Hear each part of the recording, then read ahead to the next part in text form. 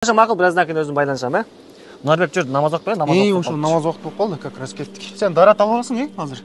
Неге? Даратым бар да мен. Сен азыр тамеки чекпедің бе?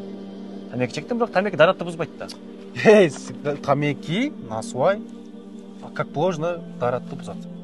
Тамеки, насвай, даратты бұзбайды. Любой молдадан сұрағын, дос. Жүр бас емеден, мечіттен барып. Жүр бар сұрап келесіз, жүр. Жүр давай. Сен өткенде білесің, сен өткенде дос жаман талаша бересің, Мен талашпаймын, шынымды айтамын. Қойғым мұнар. Чоң фатваларды берген болды. Ассалаумалейкум, ұстаз қандайсыз? Ассалаумалейкум, молдари, қандайсыз, жақсыз ба?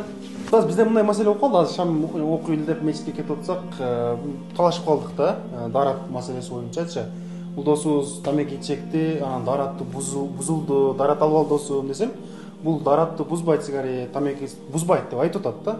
Ошондай бір талаш тартыш болып қалды да, негізге. Бұл негізі қандай болып қалды? Ұстаз, негізі мындай да тұрау, тамеки, насвай, ешқайсы келетте келген емес та даратты бұзады деп тұрау. Маселеңе жақсы екен. Бирок суроону туура берсек. Тамеки, насвай чеккен адам даратты бузулабы, бузулбайбы эмес, балким тамеки, насвай чеккенге болобу, болбойбу. Мунун өкүмү кандай? Мына ошентип суроону түз берип көрөлү.